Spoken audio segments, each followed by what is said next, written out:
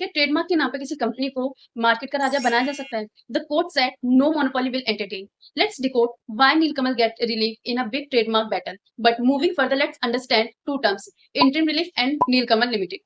Interim relief का मतलब है कि कार्रवाई के दौरान कोर्ट किसी पक्ष को डायरेक्ट करता है कि वह क्या कार्य करेगा या क्या कार्य नहीं करेगा. बेसिकली वो पार्टीज को रोकता है कोई भी काम करने से. मान लीजिए ए और बी जिसके बीच में एक प्रॉपर्टी को लेकर डिस्प्यूट है एंड ए को ये फील हो रहा है कि बी इस दौरान प्रॉपर्टी पे कोई कंस्ट्रक्शन या बिल्डिंग ना बनवा ले जिससे कि उसे फ्यूचर में नुकसान हो. तो वह कोर्ट जाकर कोर्ट से इंटरिम ऑर्डर की डिमांड कर सकता है एंड उसके थ्रू वह बी को रोक सकता है कि कोई भी कंस्ट्रक्शन वर्क नहीं करेगा जब तक कि कोर्ट का कोई फाइनल एंड आखिरी डिसीजन नहीं आ जाएगा. Second one is Nilkamal limited which is Mumbai based Indian company primarily known for manufacturing जैसे कि furniture, chair and plastic goods etcetera.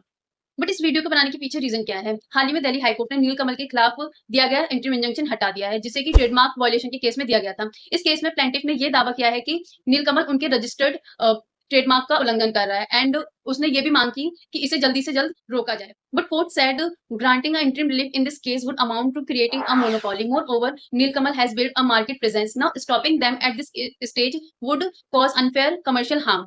Thereafter, the court emphasized that the interim relief should be given only जब तीन शर्तें पूरी हो: prima facie case, irreparable harm and balance of convenience.